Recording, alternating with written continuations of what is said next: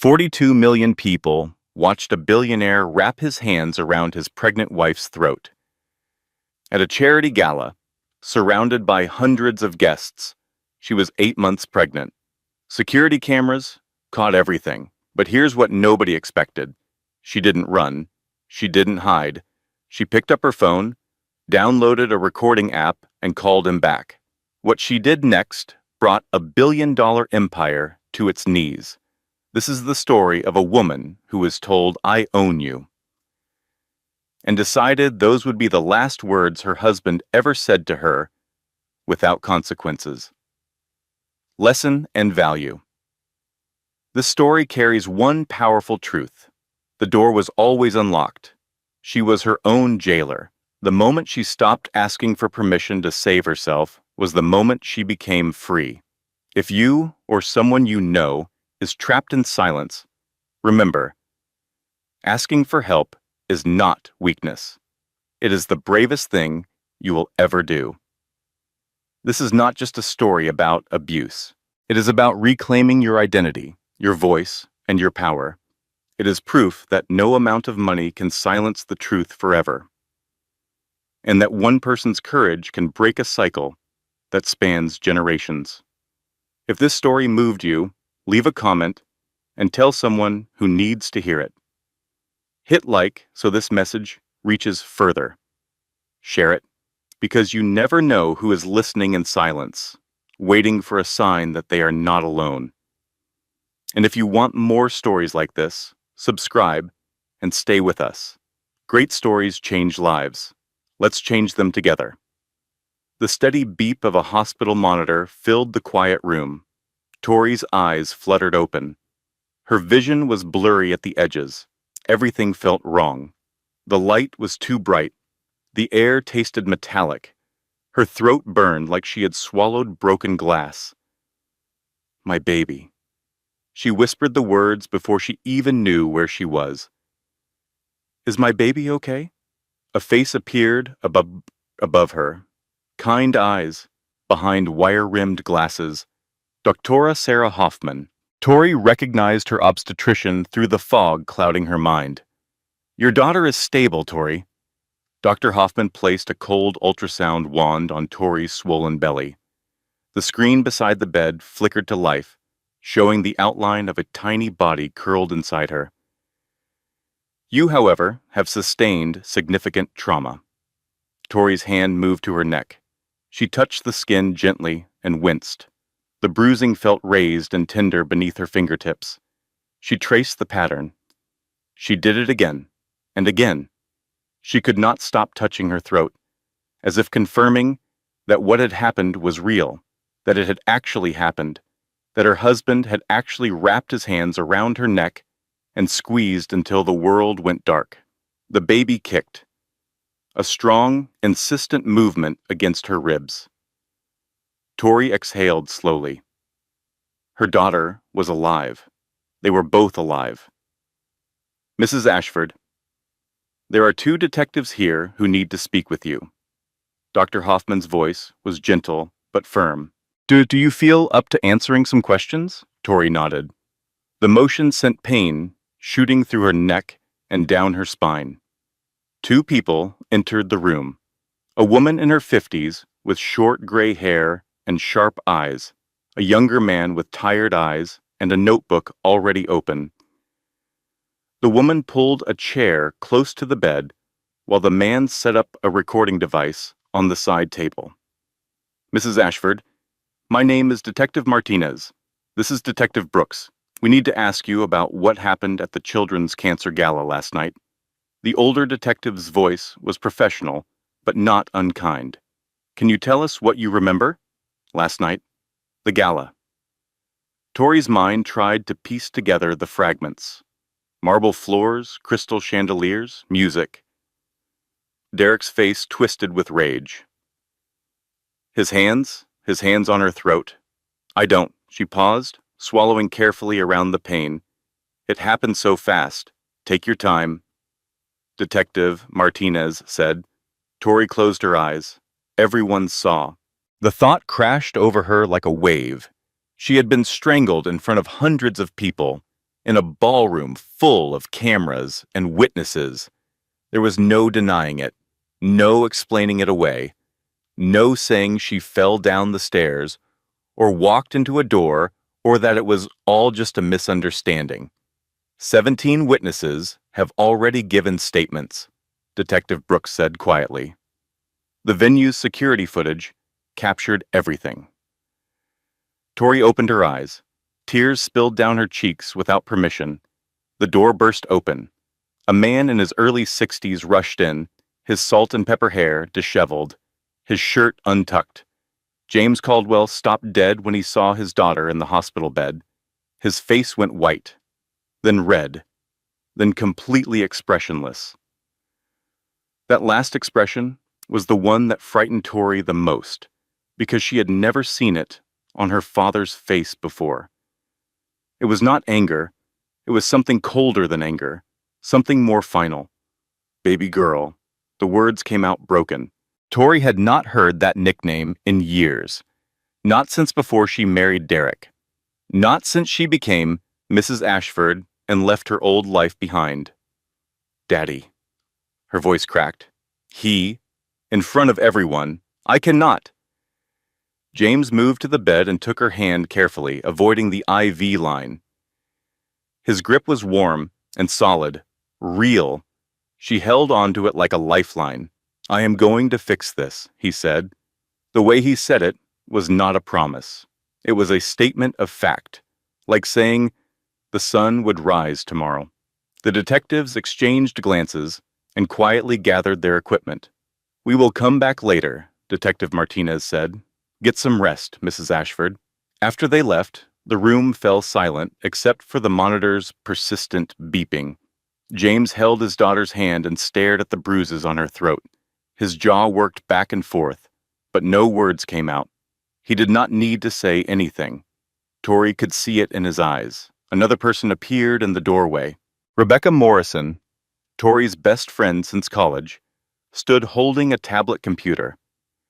Her mascara was smudged, and her usually perfect hair hung loose around her shoulders.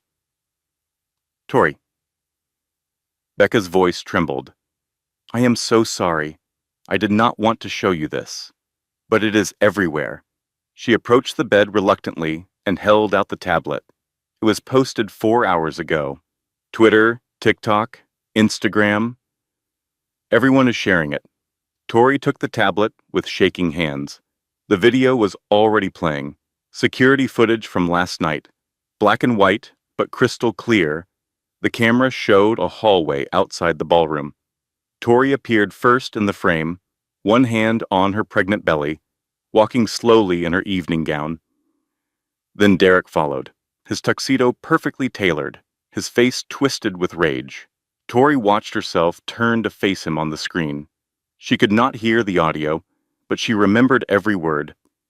His hands reached for her throat. His fingers wrapped around her neck and squeezed. Her eyes went wide on the screen. Her mouth opened, but no sound came out. Her pregnant belly was clearly visible, pressing against Derek as she tried to push him away. He squeezed harder. Her hands clawed at his wrists. Her knees began to buckle. 2 waiters ran into frame. They grabbed Derek's arms and pulled him backward. He released her throat. His face showed no remorse, only fury. The video ended. Below it a number glowed in red. 42 million views. Tori dropped the tablet onto the bed. Her hands were shaking violently. There is more, Becca said quietly. His lawyers gave a statement an hour ago. She picked up the tablet and swiped to a news article. Derek's attorney stood on the steps of their mansion, microphones thrust toward him. Mr. Ashford deeply regrets the altercation that occurred last evening. The lawyer read from a prepared statement. His wife has been experiencing severe pregnancy-related emotional instability for several months. Mr. Ashford is committed to getting his family the help they need during this difficult time. Tori felt her father's hand tighten around hers. The video cut to Margaret Ashford, Derek's mother. She wore a cream-colored suit and pearl earrings. Her face was composed, sympathetic, the picture of dignified concern.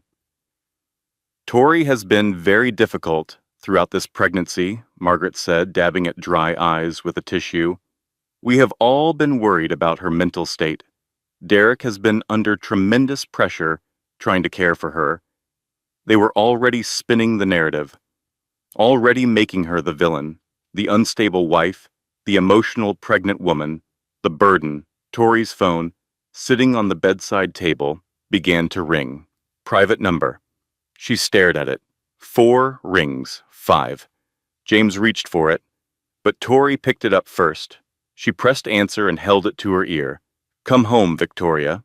Derek's voice was calm, measured, the voice he used with investors and board members, the voice that fooled everyone. We will forget this happened. I will tell everyone it was a misunderstanding. We will move forward. Tori's hand moved to her throat again. She touched the bruises. Real. Undeniable. No, she whispered. I am sorry. I did not hear that. His tone sharpened. What did you say? I said no. Silence on the other end. Then a laugh, short and cold, like ice cracking. You do not get to say no to me, Victoria. I own you. I own that baby. You will come home, or I will make sure you lose everything. The line went dead. Tori lowered the phone slowly. She looked at her father and her best friend. Both of them were watching her with identical expressions of concern and barely contained fury. I am not going back, Tori said. Her voice was stronger now, clearer. Something had shifted in her when Derek said those words. I own you. Something had broken, and something else had taken its place. I am never going back. James leaned forward and kissed his daughter's forehead gently. You will not have to. I promise you that. After Becca left to get coffee, and James stepped into the hallway to make phone calls, Tori was alone for the first time since waking up. She picked up her phone, stared at it. Then she opened the App Store and searched for call recording applications. She downloaded one, tested it, made sure it worked. She did not tell anyone. She did not ask permission. She did not wait for her father or her lawyer or anyone else to suggest it. She just did it, quietly, methodically, because she knew Derek would call again. He always called again.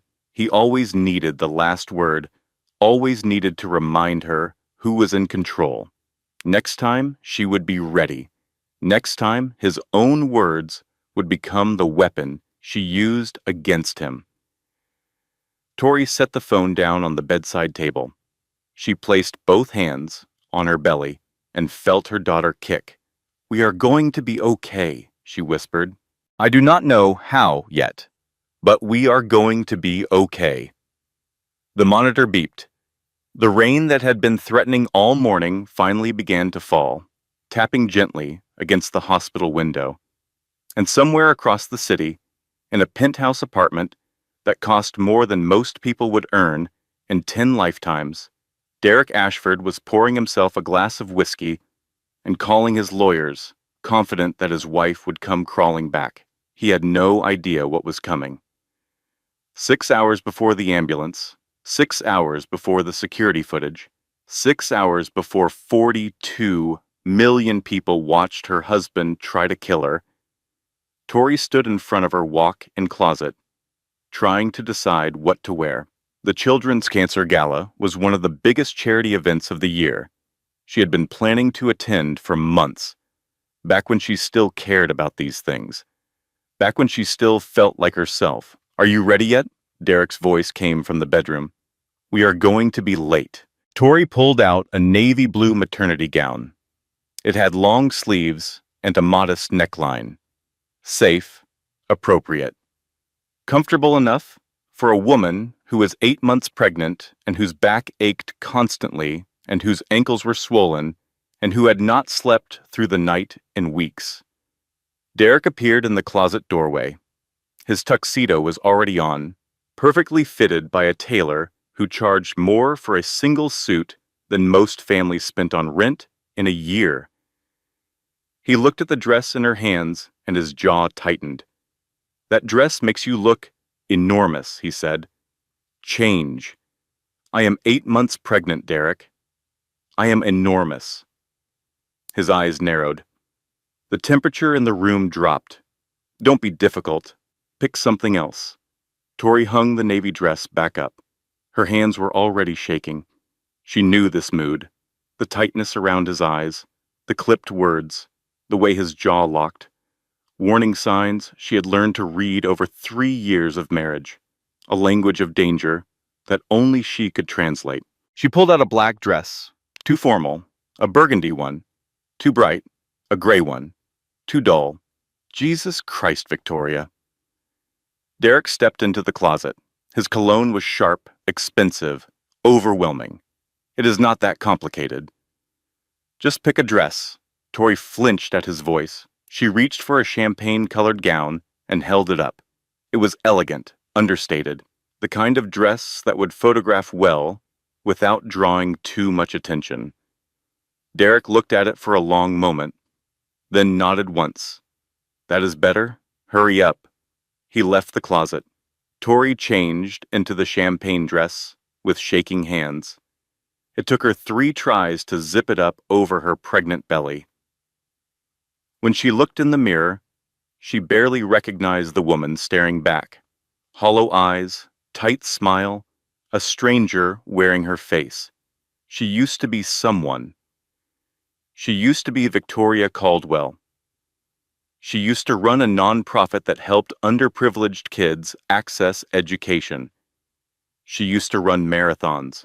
3 in 2 years, training for a 4th when she met Derek at a fundraiser. He had been charming that night, magnetic, the kind of man who made you feel like you were the only person in the room. She should have known. The charm was the trap. It always was.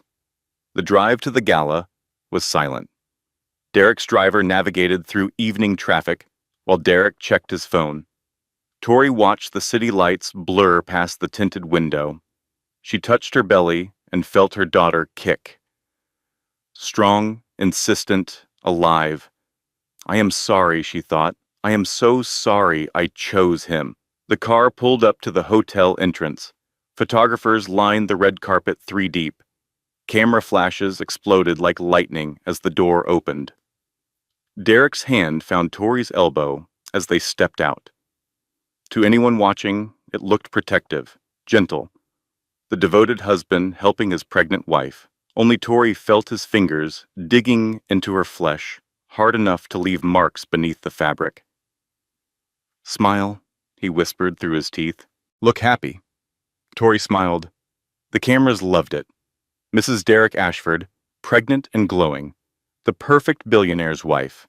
Tomorrow, these photos would appear in society pages and celebrity gossip sites and Instagram feeds across the country. The beautiful couple.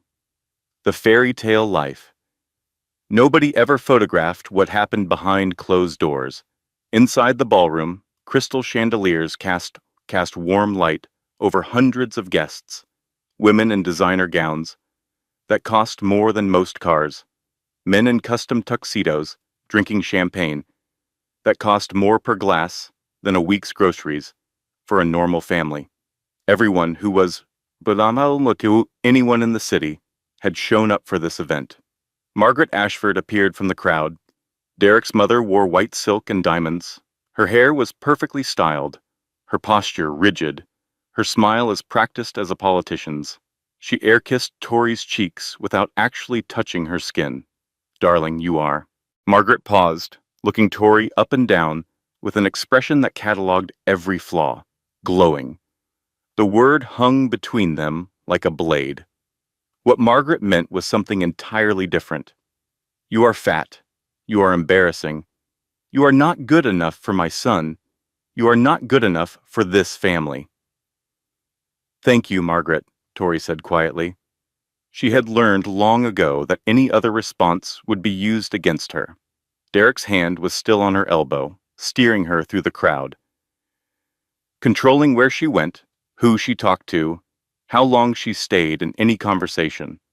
She was not a person, At this party, she was a prop, an accessory, something to be displayed and managed. Then Tori saw someone across the room, and her face lit up genuinely for the first time that evening. Marcus Webb, an investigative journalist she had worked with years ago, back when she ran her own nonprofit, back when she had her own career and her own identity, back when she was still Victoria Caldwell. Marcus! She waved before she could stop herself. He made his way over, smiling warmly. He was in his late 30s, sharp-eyed, the kind of journalist who noticed everything and forgot nothing. Tori, it has been too long. How are you? I am good. Really good. She felt Derek's grip tighten on her arm, but she ignored it. For just one moment, she wanted to be herself. How is the journalism world treating you? Busy. I am working on a piece about corporate accountability right now. Some fascinating stuff. Marcus gestured to her belly. When are you due? 6 weeks. It is a girl. Congratulations. Are you going to go back to nonprofit work after she is born? Tori's eyes lit up. This was the first time in months someone had asked about her own plans, her own future. Not just the baby, or the marriage, or Derek's latest business deal. Someone was asking what Victoria Caldwell wanted. Maybe. I have been thinking about it. There is so much work that needs to be done in youth education, and I really miss. My wife is tired. Derek appeared at her side like a shadow. His smile was tight, controlled, the smile he used when he was furious, but surrounded by witnesses. Pregnancy brain. You know how it is? She does not know what she's saying. Actually, I was just... Tori started. Derek's hand moved from her elbow to her upper arm, his fingers pressed into the muscle hard enough to leave bruises. Hard enough that she gasped. But softly, so that only she and Derek heard it. Excuse us, Marcus. Nice to see you. He pulled Tori away from the conversation. She stumbled slightly, her center of gravity thrown off by her pregnant belly. Derek did not slow down. I need to use the restroom, Tori said when they were far enough from Marcus. Fine. Don't take forever. She made her way through the crowd toward the hallway that led to the bathrooms. The noise of the gala faded behind her. Her heels clicked on marble floors. The hallway was quieter here, cooler, the sounds of the party muffled by thick walls. She pushed open the restroom door and locked herself in a stall. Her hands were shaking again. She took deep breaths, trying to calm the racing of her heart. The baby kicked repeatedly, as if sensing her mother's distress. It is okay, Tori whispered, rubbing her belly in slow circles. It is okay. We are okay. She did not believe her own words. She had not believed them in a very long time. After a few minutes, she emerged from the stall. She washed her hands and checked her reflection in the mirror. Makeup still perfect, hair still in place, the bruise forming on her upper arm hidden beneath the champagne fabric. On the outside, she looked fine. She always looked fine. Tori stepped back into the hallway. Derek was waiting there. Her stomach dropped. He was leaning against the marble wall with his arms crossed. His bow tie was slightly loosened. He had been drinking. She could tell by the slight glaze in his eyes, the flush on his cheeks, the way he held himself just a fraction too carefully. You made me look like an idiot, he said. His voice was low, controlled, dangerous, talking to that reporter about going back to work, like you have any idea what you are talking about. I was just making conversation, Derek. He is an old friend. I do not care who he is. You do not get to have opinions in public. You do not get to contradict me. You do not get to talk about your little charity project like it matters. I was not contradicting you. I just... Shut up. He stepped closer. His shadow fell over her. He was 6'2" and had 80 pounds on her, and she was 8 months pregnant with swollen ankles and a center of gravity that made it hard to stand straight. She had never felt smaller. Do you know how embarrassing it is to have a wife who cannot keep her mouth shut, who acts like she is still some nobody running a failed charity? Derek, people are right inside. They can hear his hand shot out and grabbed her throat. Tori's back hit the cold marble wall. The impact knocked the air from her lungs. The chandelier overhead swayed slightly, casting dancing shadows across the hallway. Derek's fingers pressed into her windpipe, not gradually, not with warning. He went from 0 to full force in less than a second. She could not breathe. She clawed at his hands, trying to pry them away. Her nails scratched at his wrists. Her feet scrambled for purchase on the smooth marble floor. The baby kicked frantically inside her, each movement like a tiny scream. Derek's face was inches from hers. His breath smelled like whiskey and hatred. His eyes were black holes. "You are nothing without me." He squeezed harder. Tori's vision started to blur. Gray spots appeared at the edges, multiplying, spreading. Her knees buckled, but Derek's grip held her up against the wall, pinned there like a butterfly on a board. She was dying. She was dying in a marble hallway at a charity gala, 8 months pregnant, in a champagne-colored dress that her husband had picked out for her. And the last thing she would ever see would be his face. Then voices, running footsteps, the sound of shoes on marble. "Hey, stop. Someone call 911. 2 waiters appeared, young men in white shirts and black vests. They grabbed Derek's arms and yanked him backward with force. His hands released Tori's throat.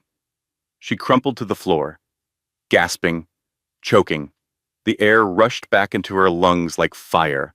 Her hands went to her belly immediately, checking, feeling, pressing. The baby kicked. Thank God. The baby was still moving, still alive, still fighting. People crowded into the hallway.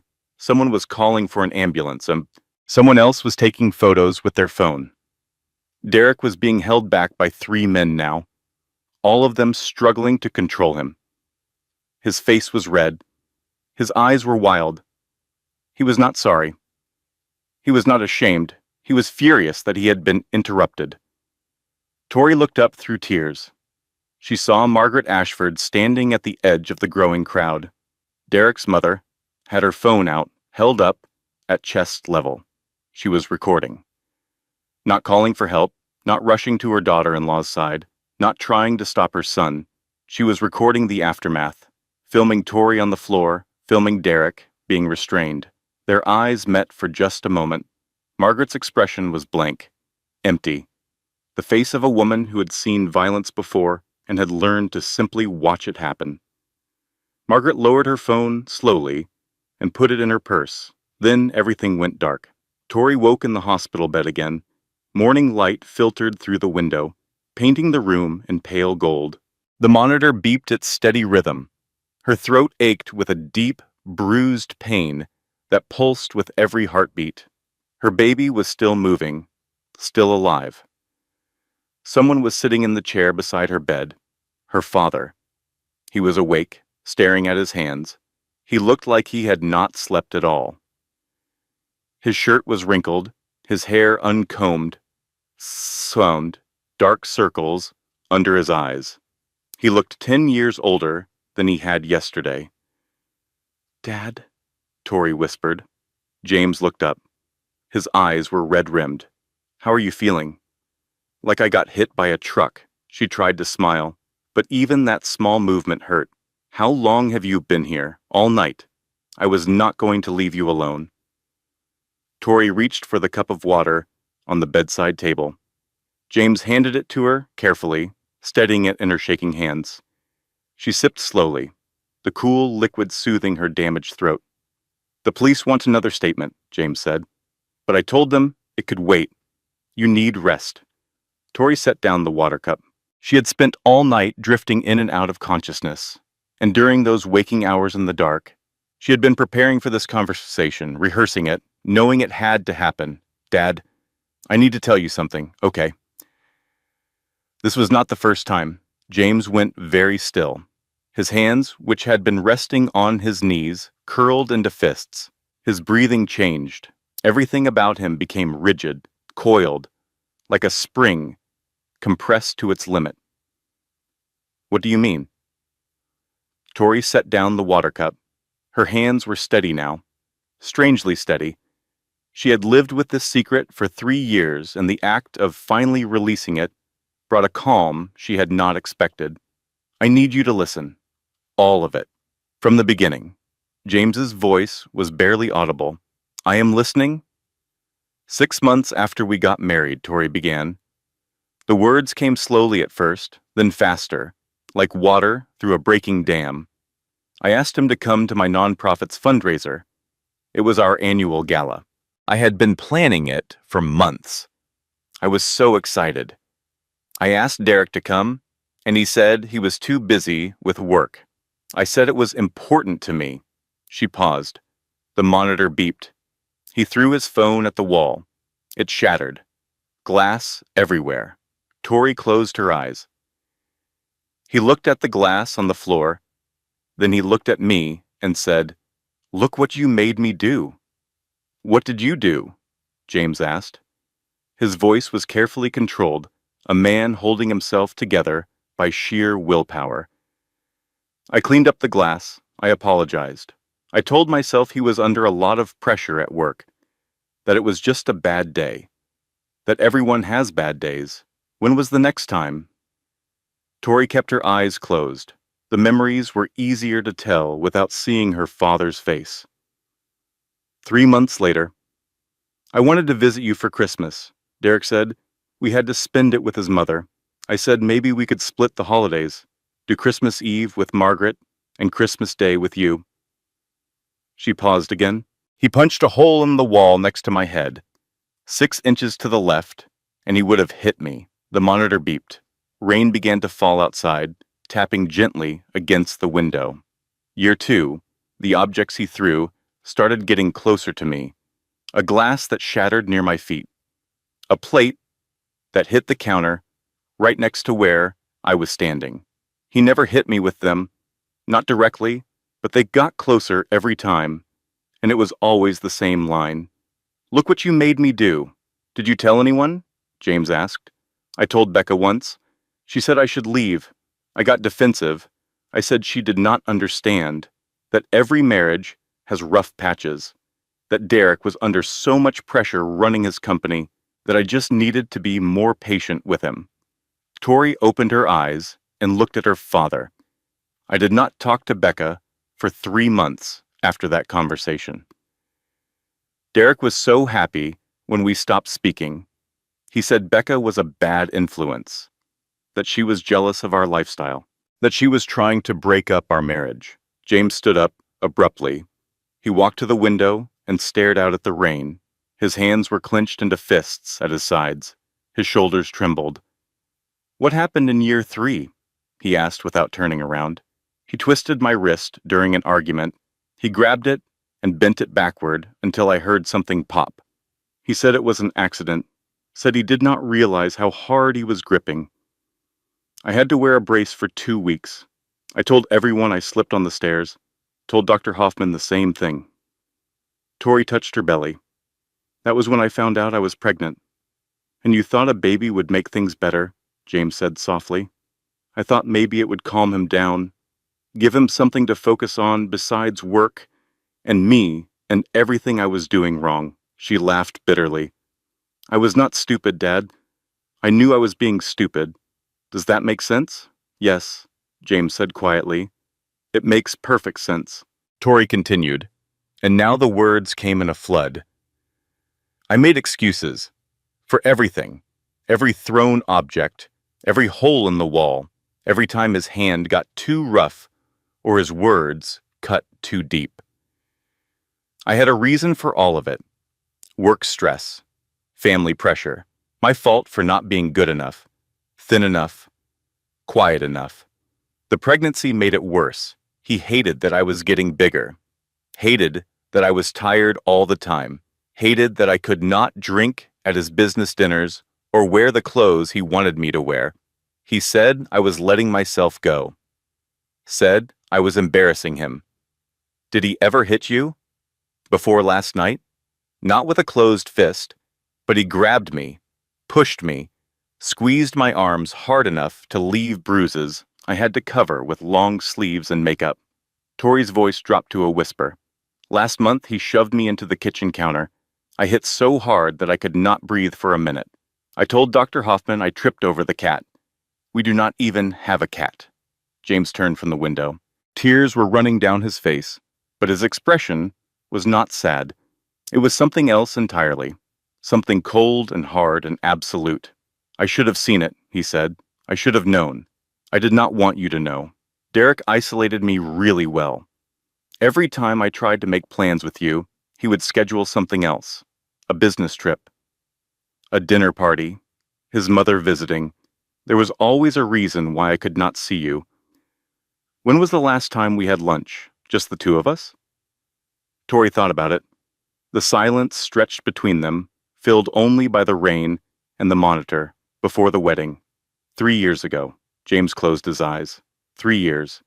His daughter had been living in a war zone for 3 years, and he had not noticed. He had been so busy building his own fortune, so caught up in his own world, that he had missed every sign, the canceled lunches, the long sleeves in summer, the way she flinched when Derek touched her in public, so subtle that only someone paying close attention would notice. And he had not been paying close attention. I am going to fix this, baby girl. I promise you that. How? He is a billionaire, Dad. He has lawyers and PR people and connections everywhere. James sat back down next to the bed. He took his daughter's hand. And I have $800 million and 30 years of connections in this city. I know every investor, every board member, every person who matters in Derek's world. His voice was cold and calm, the voice of a man who had built a fortune from nothing, who had clawed his way up from a 2-bedroom apartment in a blue-collar neighborhood to the top of the financial world, a man who understood power and how to use it. I am going to take everything from him, James said. Every last piece.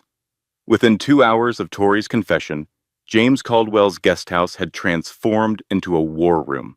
Papers covered every surface. 3 cell phones, charged on the counter. Coffee grew cold in mugs nobody remembered pouring. Diane Sullivan arrived first, James's chief investment officer for 15 years.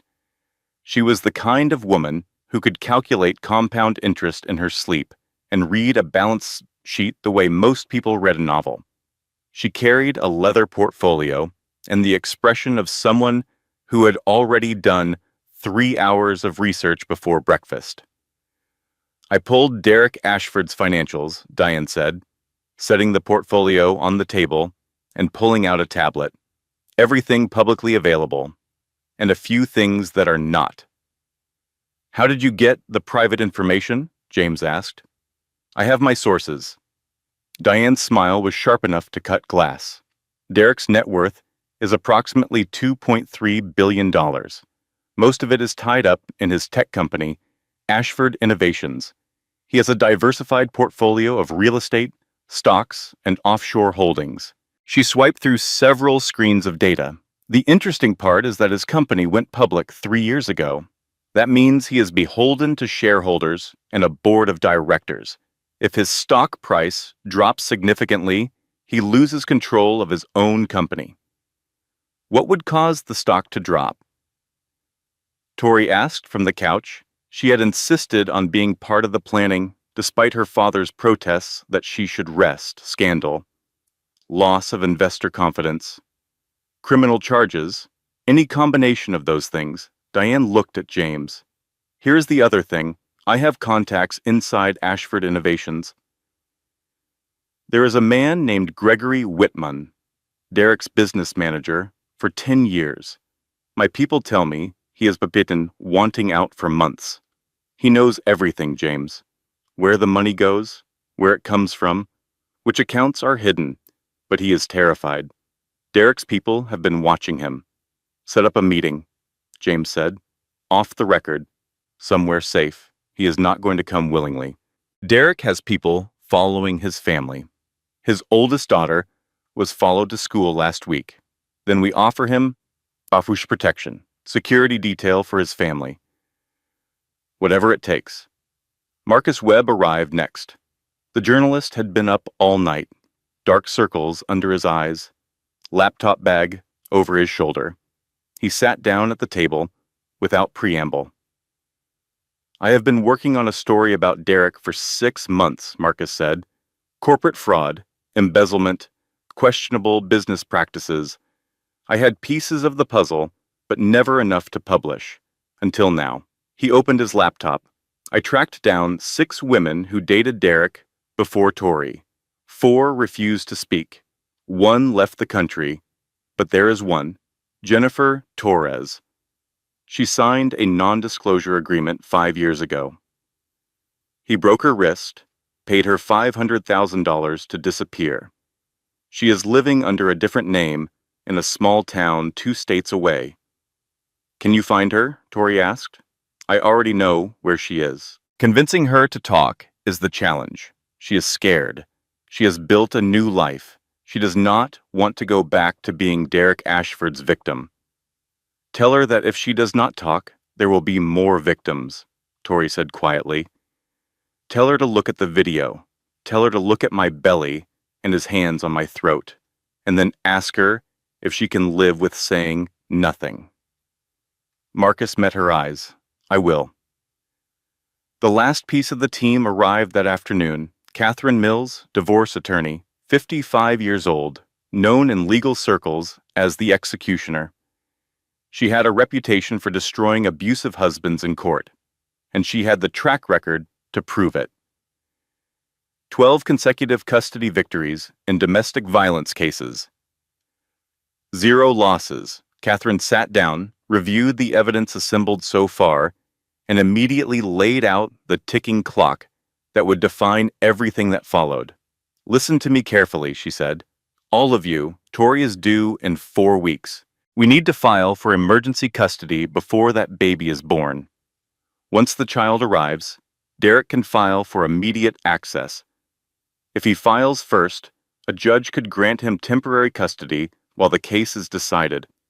We cannot let that happen. She looked at Tori. I pulled some strings. We have Judge Patricia Brennan assigned to the case. She has a zero-tolerance policy on domestic violence. But Brennan is also scrupulously fair. She will not rule in our favor on emotion alone. We need evidence that is bulletproof. 4 weeks, Tori. That is all we have. For the first time since the gala, something that felt almost like hope flickered in Tori's chest. She had a team. She had a plan. She had people willing to fight for her. But hope, she had learned, was a dangerous thing. Hope made you let your guard down. Hope made you believe that things might actually work out. Derek's counterattack came 48 hours later. It was coordinated, professional, brutal. First, Tori's medical records appeared on gossip websites. Not her real records. Fabricated notes about emotional instability, suicidal ideation, and paranoid delusions. A psychologist who had never met Tori, never treated her, never been in the same room with her, appeared on a morning talk show expressing concerns about postpartum psychosis risk. Then Derek froze all their joint bank accounts, checking, savings, credit cards, investment accounts, everything. Tori opened her banking app with shaking hands and stared at her personal account balance. $300. That was everything she had in the world. The hashtag Gold Digger began trending worldwide. Thousands of people who had never met her, never spoken to her, never spent a single minute in her presence were calling her a liar, a manipulator, a woman who trapped a good man with a pregnancy and was now trying to destroy him. Someone sent a photo to her phone. A surveillance photo of Tori leaving Dr. Hoffman's office, taken from across the street with a long lens. Below it, a message. We are watching you. Come home. And then the worst blow landed. Derek's lawyers sent a cease and desist letter to Dr. Hoffman's medical practice, threatening a lawsuit for allegedly releasing confidential patient information. They demanded that she recant her preliminary assessment of Tori's injuries. They suggested, in the careful language of legal threats, that perhaps the injuries were self-inflicted. Diane called James that evening. Her voice was flat with defeat. Gregory Whitman backed out. Derek's people got to him. Someone followed his daughter to school again. His wife is threatening to leave him if he cooperates with us. He is too scared to talk. James hung up the phone. He stood in his study and stared at the wall for a long time. Then he called Catherine. They are targeting everyone, he said. Everyone who helps her becomes a target. That is how abusers operate, Catherine replied. They isolate. They threaten. They make the cost of resistance higher than the cost of surrender. In her room in the guest house, Tori lay in bed staring at the ceiling. The hope that had flickered to life that morning was gone, snuffed out like a candle in a hurricane. She picked up her phone at 2 a.m. Dad, can I sleep in the main house tonight? I do not want to be alone. Of course. Come over right now. She walked the short path between the guest house and the main house. The night was cold and clear. Stars scattered across a black sky. Normal sounds of the city in the distance. A dog barking, a car alarm, the whisper of wind through trees. But Tori felt eyes on her, watching, following. She walked faster. The ticking clock read 26 days, days blurred together in a haze of anxiety and exhaustion. Tori stopped leaving her father's property. There was no reason to go outside, and plenty of reasons not to. News vans camped outside the gate. 20, sometimes 30. Reporters shouting questions every time the gate opened. Paparazzi hiding in bushes, with telephoto lenses, photographing her through windows. Protesters with signs that read "Derek is innocent" and "Gold digger." Someone left a dead rat on the doorstep. A real rat, body stiff, eyes glazed. A note tied to its tail with string. "Gold digger." James found it before Tori did. He threw it away without saying anything, but she saw his hands shaking. Tori retreated to the nursery her father had set up in the guest house. She painted the walls a soft yellow. She organized tiny clothes by size and color and season. She folded and refolded baby blankets until the edges were perfect. She built the crib herself, even though she was 8.5 months pregnant and could barely reach the screws, because building something felt like the only productive thing she could do. Becca found her one afternoon sitting on the nursery floor surrounded by baby socks. 2 nearly identical white pairs. One had pink trim, the other had pink polka dots. They were almost the same, but not quite, and Tori had been sorting them for 2 hours. "Tori, what are you doing?" Becca stood in the doorway with takeout bags and concern written across her face. "Organizing." Tori held up the socks. "These ones have pink trim. These ones have pink polka dots. They should not be mixed together. Okay. But you have been organizing those same socks for 2 hours. I need them to be right." Becca set down the takeout bags. She lowered herself to the floor beside her friend, sitting cross-legged among the piles of tiny clothes. She took the socks gently from Tori's hands and set them aside. "Talk to me. Really talk to me." Tori's hands immediately reached for another drawer to sort. Becca stopped her. "Tori, I am fine. I just need everything to be organized before the baby comes.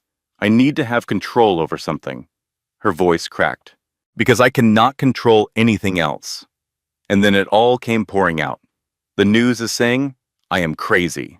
Derek's lawyers are threatening to take my baby. His mother is on television every day calling me a liar. Someone left a dead rat on Dad's doorstep yesterday with a note, and She pressed her hands against her eyes. I cannot stop organizing these stupid socks. She was crying now. Not the quiet, controlled tears she had shed in the hospital. Real crying, ugly crying, the kind that came from a place so deep it felt like drowning. Becca pulled her into a hug. You are not fine, and that is okay. You do not have to be fine right now. I am supposed to be strong. For the baby, for my dad, for everyone who is helping me. Being strong does not mean not breaking down. It means breaking down and then getting back up. Becca held her tighter. Let yourself fall apart for a minute. I have got you. Tori sobbed into her best friend's shoulder. All the fear and anger and grief she had been holding back for weeks poured out of her. She cried for the marriage she had thought she would have, for the man she had thought Derek was, for the woman she had been before she became Mrs. Ashford, for the future she had imagined that would never exist now. When the tears finally stopped, she felt emptied out, hollow, but also somehow lighter. That night at 3 a.m, Tori could not sleep. The baby was doing gymnastics in her belly. She got out of bed and walked to the nursery. The room was dark, except for moonlight through the window. She sat in the rocking chair and looked around at everything she had prepared. The crib with its soft yellow blankets, the changing table stocked with diapers, the bookshelf full of picture books she had chosen one by one, imagining herself reading them aloud to her daughter on quiet evenings. She had done all of this imagining Derek would be here, that they would be a family, that he would hold their daughter and suddenly become the man she had always hoped he could be. I am sorry, Tori said to her belly. I am so sorry I chose him. The baby kicked in response. Tori picked up a tiny onesie, white with yellow ducks. She folded it carefully, then unfolded it and folded it again. Her hands needed something to do. I used to run marathons before I met your father. Did you know that? I ran 3 marathons in 2 years. I was training for a 4th when I met Derek at a fundraiser. He was charming, magnetic. Everyone in the room wanted to talk to him, and he was talking to me. Fold, unfold, fold again. He said marathons were a waste of time, that I should focus on more important things, things that mattered to us, to our future. So I stopped running. I gave away my running shoes. I canceled my race registrations. I told myself it was a sacrifice I was making for love. She set down the onesie and picked up another one. Tiny socks, impossibly small. I used to have friends, lots of them. I had lunch dates and book clubs and girls' nights every other Friday. Derek said my friends were a bad influence, that they did not understand our lifestyle, that they were jealous of what we had. One by one, I stopped seeing them, until only Becca was left, and I almost lost her too. I used to have opinions about politics and charity, work, and what restaurant we should go to for dinner. Derek said my opinions made me sound stupid, that I embarrassed him when I spoke up, so I stopped having opinions. I just agreed with whatever he said, about everything. She realized she was crying again, silent tears running down her face in the moonlight. I used to be someone. Baby girl. I was Victoria Caldwell. I ran nonprofits. I helped people. I was smart and capable and strong. Then I became Mrs. Derek Ashford, and I forgot how to be Victoria. A memory surfaced. Her mother's last conversation. They had been sitting in a hospital room, much like the one Tori had woken up in after the gala. Her mother's hand was frail, almost translucent, the skin paper thin over bone. Cancer had taken almost everything, but not her eyes. Her eyes were still fierce. Baby girl, promise me something. Anything, Mom. Never let anyone make you small. The world will try.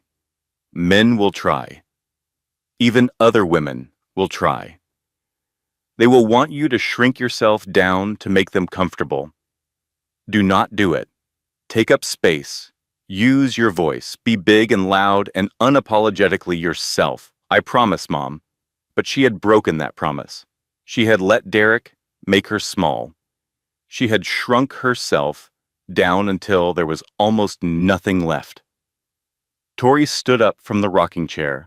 She walked to the window and looked out at the rain. Her reflection stared back at her.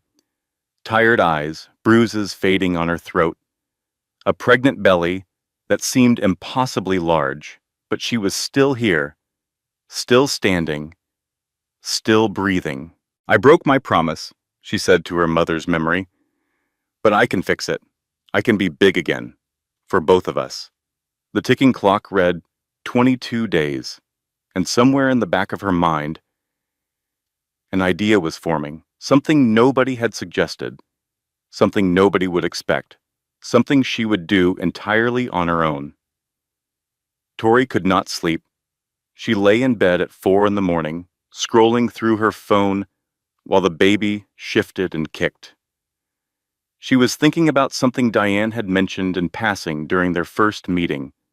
Gregory Whitman had let slip, before he backed out, that Derek had a mistress, a model, company money, paying her rent, expensive gifts, a luxury apartment downtown. Tori opened Instagram. She searched Derek's public account. It was polished and curated. Photos of him at charity events, at conferences, at his gleaming office. Nothing out of place. She searched his tagged photos, his following list. Nothing obvious. Then she remembered. Derek always had a second phone. He kept it in the safe in his home office. She had seen him check it late at night when he thought she was asleep. She had never asked about it because she knew better than to ask Derek questions he did not want to answer. Her phone buzzed. An unknown number. Tori stared at it, her heart hammering. She answered. A woman's voice, older, shaking, as if the person on the other end was terrified of being heard. Check his second account. The username has DA and numbers. The line went dead before Tori could respond. She stared at the phone for a long time. She did not know who had called, but the voice had been familiar, in a way she could not place. Not someone she knew well. Someone she had heard before, perhaps on television or across a crowded room. She started searching. DA2019, DA private, DA8834, account after account, none of them right. Then she found it. A private account with 3 followers. One of them was a model named Amber Collins. Tori scrolled through Amber's public page. She was 26. Beautiful in the way that professional models are beautiful, all sharp angles and practiced poses. She lived in a luxury apartment downtown. Her recent posts showed expensive gifts, designer bags, trips to Aspen, dinners at restaurants, where a single meal cost more than Tori had in her bank account. All paid for by Derek. All paid for with company money. Tori did not tell anyone what she was doing. Not her father, not Catherine, not Becca. She sent Amber a direct message. My name is Victoria Ashford. I am Derek's wife. I am not angry at you. I need to talk. It is about your safety. 2 days passed. Tori checked her phone constantly, convinced that Amber would ignore her, or worse, tell Derek. Then a reply. One word. Where? They met at a cafe 15 miles from the city. Tori wore sunglasses and a baseball cap. She felt ridiculous, like a character in a bad spy movie. But she also felt something else. Something she had not felt in years. Agency. She was doing something, not waiting for someone to save her, not relying on her father's money, or Catherine's legal expertise, or Marcus's journalism. She was taking action herself. Amber was already there when Tori arrived. She was smaller in person than she looked in photos. Thinner. Her makeup was perfect, but her eyes were wary, defensive.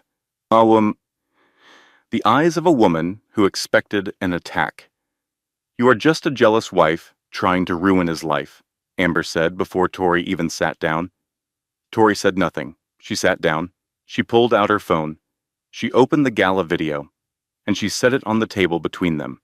No commentary, no explanation, just the footage. Amber watched Derek's hands close around Tori's pregnant throat, watched her struggle, watched her body go limp, watched the waiters pull him off, watched Tori crumple to the marble floor. The video ended. Amber had not moved. "He did this to me," Tori said quietly. "He will do it to you. It is only a matter of time. Has he checked your phone yet? Has he told you which friends are bad influences? Has he criticized what you wear? Has he said, 'Look what you made me do'?" Amber's face changed. Something flickered across it. Recognition, fear, the beginnings of understanding. She stood up without saying a word and walked out of the cafe. Tori sat alone for a long time. She drank her tea. She felt the baby kick. She wondered if she had just made a terrible mistake. She had not. 2 weeks later, when Derek started monitoring Amber's phone, when he started questioning where she went and who she talked to, when he started criticizing her friends and telling her that her modeling career was a joke and that she was nothing without him, Amber would call Tori, and she would have financial records showing every dollar Derek had spent on her through company accounts, receipts for the apartment, credit card statements for the gifts, wire transfers for the trips, SEISA evidence that Gregory had been too scared to provide. But that was 2 weeks away. Right now, the ticking clock read 20 days, and Tori had other battles to fight. While Tori was finding Amber, James and Diane were working on Gregory. Diane arranged a second meeting at a diner 60 miles from the city, a place where nobody would recognize them. Gregory arrived looking like a man who had not slept in a month. "They threatened my daughters, James. Someone followed my oldest to school again. A black car just sat there in the parking lot for 2 hours. My wife is terrified. She wants us to leave the state. I will provide security for your family," James said. "Private detail, 24/7, for as long as you need it. I will pay for everything. You do not understand." Derek does not just threaten. He follows through. So do I. Diane slid a folder across the table. "Gregory, listen to me carefully. The SEC is already sniffing around. They have been looking at Ashford Innovations' quarterly reports for months. Irregularities in the numbers. With or without your testimony, they will find the offshore accounts eventually. When they do, you will be implicated as an accomplice. You manage those accounts. You sign those wire transfers. Your name is on those documents." Gregory's face went white. "You can cooperate now," Diane continued. "Negotiate immunity. Be on the right side of this before it all comes down. Or you can wait, and you can go to prison alongside Derek." Gregory stared at the folder. His hands were shaking so badly that the coffee in his mug rippled. 3 days later, he met James in a parking garage on the far side of town. He looked over his shoulder the entire time. He handed James a USB drive. $200 million in embezzlement, Gregory said. Offshore account numbers, wire transfer records, emails where Derek explicitly discusses hiding money from investors and the SEC. It is all there, everything. He paused. His eyes were red. "I have 2 daughters. I cannot look at them anymore knowing I am helping a monster." His hands were still shaking when he walked away.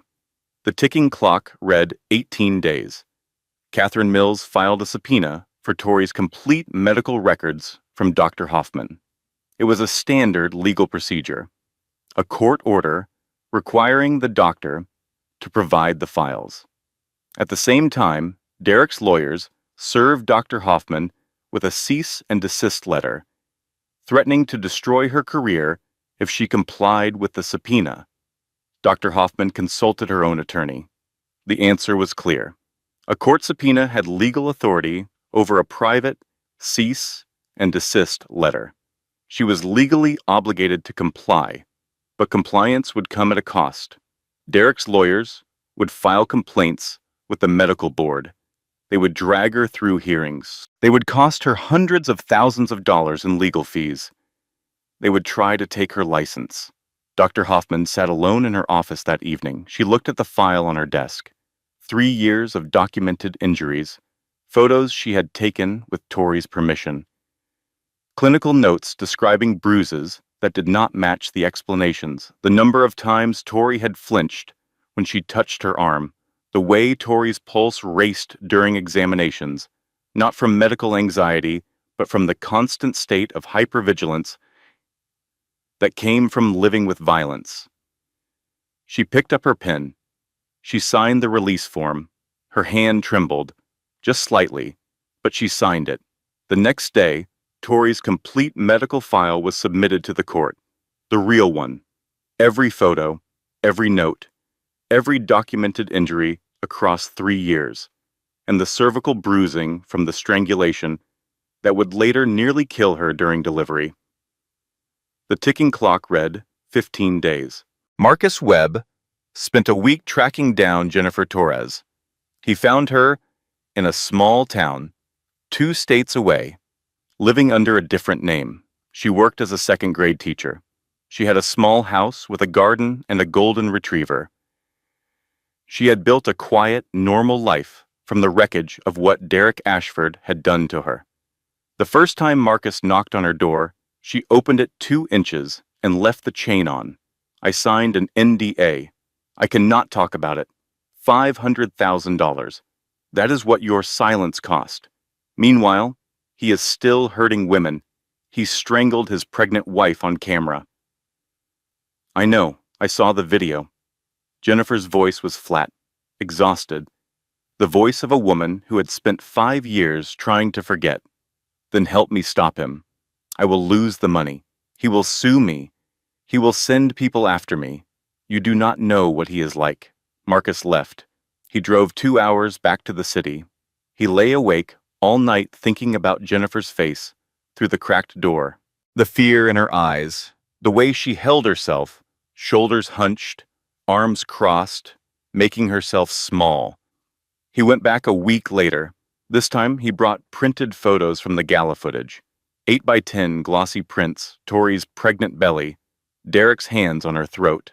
Her face contorted in terror. Jennifer opened the door wider this time. She stared at the photos for a very long time. Her hands were trembling. She is pregnant, Jennifer whispered. 8 months. He did the same thing to me. The choking.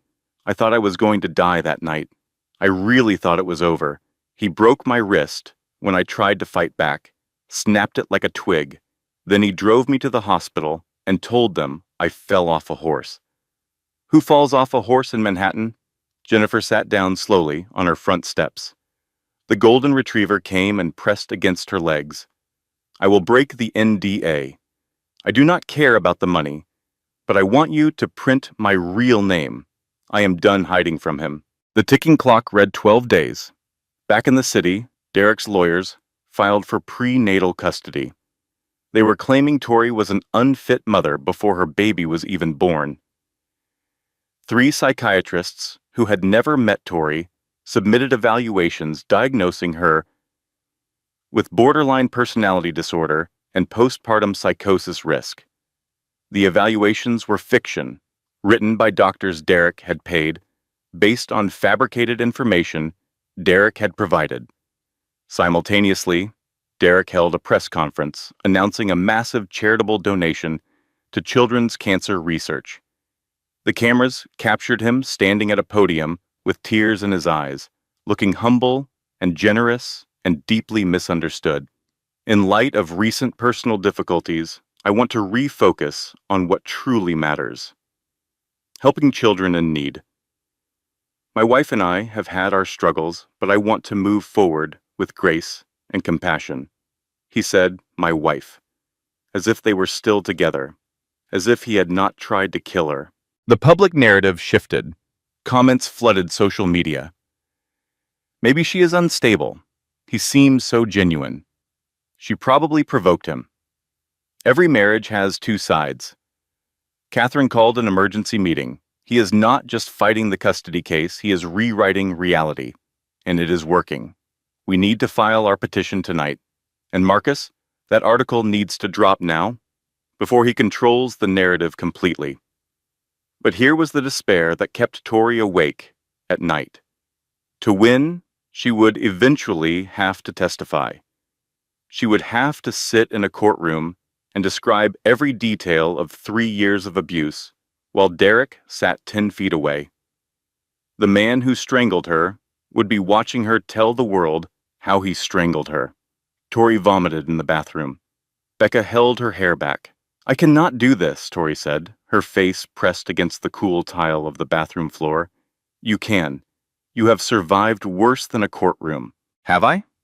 That night, after everyone had gone to bed, Tori did something no one expected. She picked up her phone. She opened the recording app she had downloaded in the hospital days ago, and she called Derek. Her hands were shaking so badly, she almost dropped the phone. But she dialed the number. She pressed it to her ear. She waited. Derek answered on the second ring. His voice changed instantly when he heard her. The investor voice, the charming voice, the voice that fooled everyone. Victoria, I am glad you called. I have been worried about you.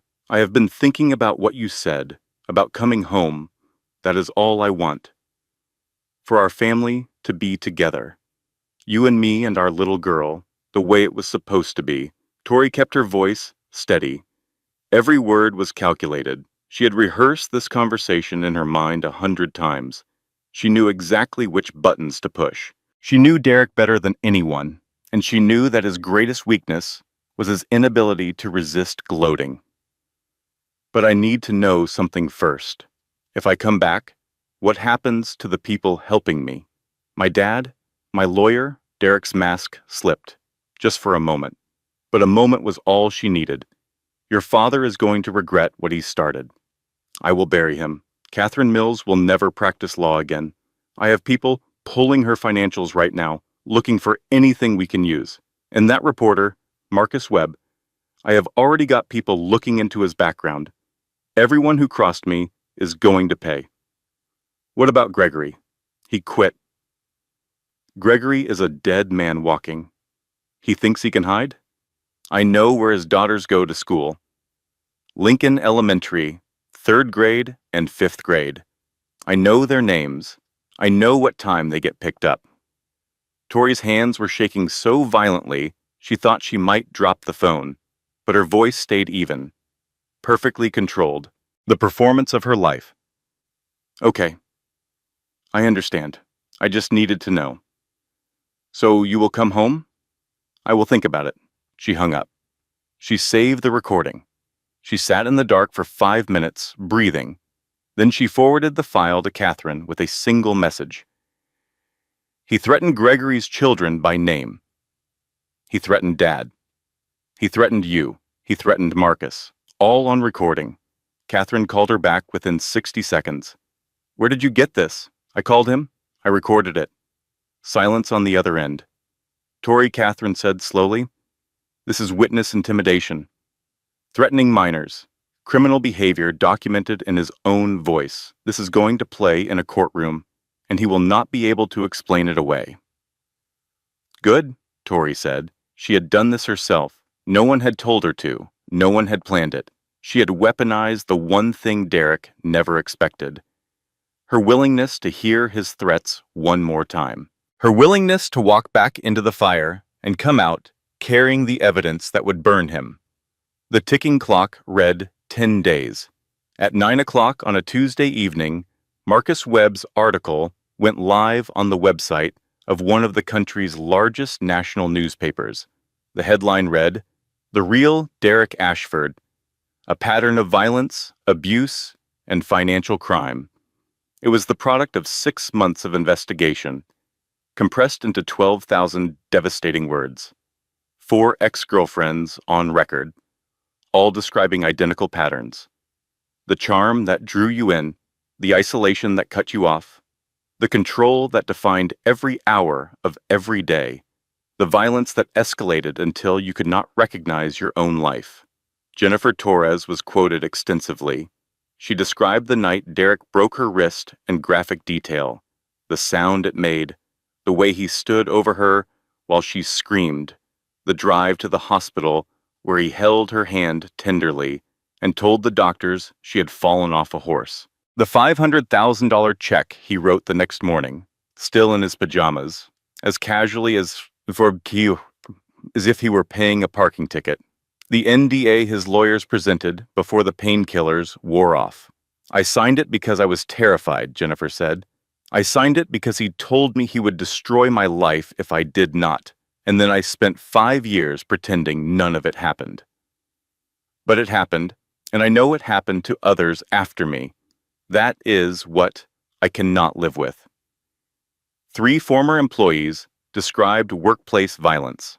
A laptop thrown at an intern's head during a presentation that did not meet Derek's standards. A female assistant verbally abused so relentlessly that she quit without notice and later filed for disability due to post-traumatic stress. Explosive rages behind closed doors that left furniture broken and staff cowering. The financial evidence from Gregory was laid bare. Offshore accounts in the Cayman Islands and Switzerland. Wire transfers totaling over $200 million. Emails in which Derek explicitly discussed hiding money from investors and deceiving the SEC. Quarterly reports that had been falsified to conceal the theft. The article included stills from the Gala security footage. Derek's hands around Tori's throat, her pregnant belly clearly visible, her face contorted in terror, the moments before the waiters pulled him off. Gregory was quoted, "I worked for Derek Ashford for 10 years. I watched him become a monster. I watched him hurt people and pay them off. I watched him steal from his own company, and I did nothing because I was afraid. But I am not afraid anymore. The truth needs to be told." Within 1 hour, the article had been shared 10,000 times. Within 2 hours, Ashford Innovations issued a statement denying everything and threatening legal action. Within 3 hours, 2 more women came forward with their own stories of abuse. By midnight, Ashford Innovations stock had dropped 15%. Derek left a voicemail on Tori's phone. She did not answer. She let it record. "That article is full of lies. I will sue that reporter into poverty. I will take our daughter, and you will never see her again." Tori saved the voicemail. More evidence. Every word he spoke dug his grave deeper, and he was too arrogant to realize it.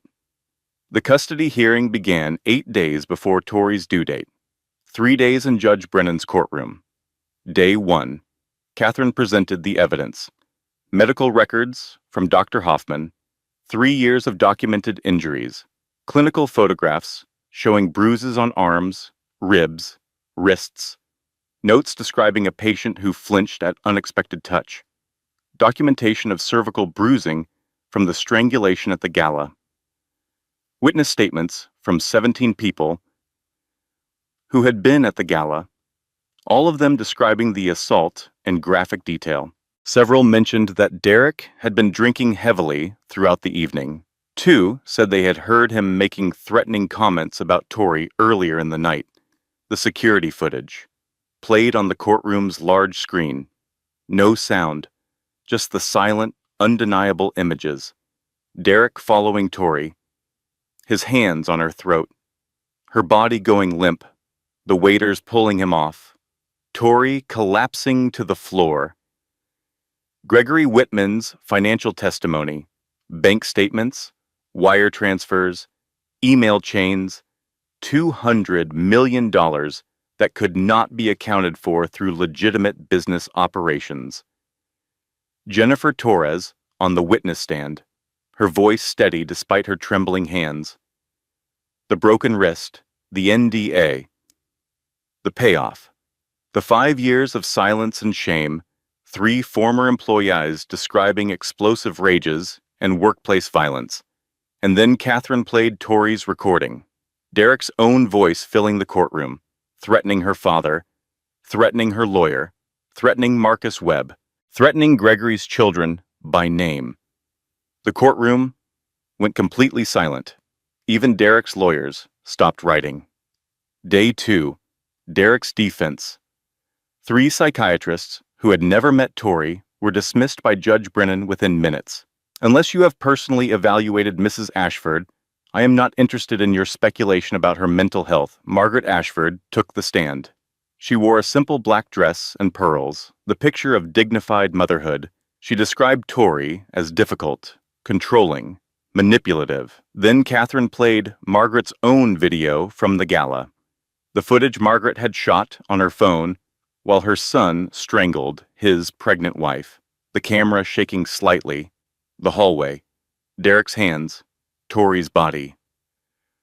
Margaret filming it all. You recorded your son attempting to murder his wife, Catherine said, and you did nothing. You did not call for help. You did not try to stop him. You did not put down the phone. You just kept filming. I was in shock, Margaret whispered. Or perhaps you were gathering footage to use against Victoria later. Margaret's composure shattered. She had no answer. Day 3. Judge Brennan reviewed everything.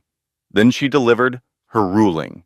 The evidence presented by Mrs. Ashford's legal team is overwhelming and deeply disturbing. Multiple witnesses testified to a consistent pattern of violent, controlling, and abusive behavior by Derek Ashford spanning more than a decade. Medical evidence confirms years of physical abuse. Video evidence shows a clear and undeniable attempt to strangle Mrs. Ashford while she was 8 months pregnant. Judge Brennan looked directly at Derek. Mr. Ashford, I find your defense to be insulting to this court's intelligence. You attempted to murder your wife in front of hundreds of witnesses. You then used your wealth and influence to launch a smear campaign against the victim. You fabricated medical records. You paid people to lie for you. And you stood in my courtroom today and continued to lie. She turned to Tori. Mrs. Ashford, I am granting your petition in full. You will have sole legal and physical custody of your daughter upon her birth. Mr. Ashford will be allowed supervised visitation only. 1 hour per month in a secure facility with a court-appointed supervisor present. This arrangement will be reviewed after 1 year. Furthermore, I am issuing an emergency protective order. Derek Ashford is not to come within 500 feet of Victoria Ashford at any time. He is not to contact her directly or indirectly. Any violation of this order will result in immediate arrest. I am also referring this case to the District Attorney's Office for Criminal Prosecution. What you did to your wife was attempted murder. You should be in jail, not standing in my courtroom making demands. The gavel came down. Tori collapsed into Catherine's arms, sobbing with relief that shook her entire body. James wrapped both of them in a hug, so tight it almost hurt. Becca was crying. Even Catherine, who had seen 100 courtroom victories, had tears in her eyes. She had won. It was over. Charlotte was safe. The ticking clock read 3 days until the due date. They had made it just in time, 2 days after the custody hearing. At 3:17 in the morning, Tori woke up with a contraction so intense it took her breath away. She lay in bed for 10 minutes, timing them on her phone. 5 minutes apart, then 4, then 3. This was not false labor. This was real. She called her father. He answered on the first ring. He had barely been sleeping since the gala anyway. "Dad, I think it is time. I am coming right now. Do not move." 10 minutes later, James was at her door with a pre-packed hospital bag they had prepared weeks ago. Everything ready, everything planned, except nothing was ready. Nothing was planned, because what happened next, nobody could have prepared for. At the hospital, Dr. Hoffman was waiting. She had been on call specifically for Tori's delivery. "You are at 7 centimeters already," Dr. Hoffman said, after a quick examination. "This baby is coming fast." They moved Tori to a private delivery room. James stayed close, holding her hand through each contraction. Becca arrived 20 minutes later, slightly out of breath. Sorry. I drove as fast as I could. How is she doing?" "Good." "The epidural is helping. The labor progressed quickly. Too quickly." At 9 centimeters, Dr. Hoffman's expression changed. She called for additional nurses. She lowered her voice when she spoke to the anesthesiologist. But Tori heard the words that mattered. "The cervical bruising from the strangulation is causing complications. She is hemorrhaging." Everything happened fast after that. The room filled with people. Monitors started beeping with a different sound, faster, more urgent. Dr. Hoffman made the decision within 30 seconds. "We need an emergency C-section, now." Tori felt the room spinning, felt hands lifting her onto a gurney, felt the cold air of the operating room, felt the epidural being adjusted. She reached out blindly and found her father's hand. "Is the baby okay? Dad, is the baby okay? The baby is fine. You are going to be fine. I am right here." Charlotte was born at 4:22 in the morning, tiny, pink, screaming with lungs that were strong and healthy, and completely unaware of the chaos surrounding her arrival. But Tori was not fine. The hemorrhaging was severe. She had lost dangerous amounts of blood. Dr. Hoffman worked frantically. Blood transfusions were called. More machines, more monitors, more people, in scrubs moving with controlled urgency. Tori's vision blurred. The last thing she saw before losing consciousness was her father holding Charlotte. His face was a wreck of joy and terror, tears streaming down his cheeks, a newborn baby in his arms, and his daughter bleeding on the operating table. She woke up in the ICU 48 hours later. The room was dim, machines beeped. Her body felt like it belonged to someone else. Every movement was pain. The first thing she saw was a bassinet next to her bed. Charlotte was sleeping inside it. Tiny, perfect, close enough to touch. Tori reached out. Her hand shook. She touched Charlotte's fingers through the bassinet rails. The smallest fingers she had ever seen.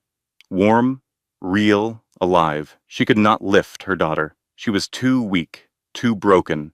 The drainage tubes and IV lines and monitors would not allow it.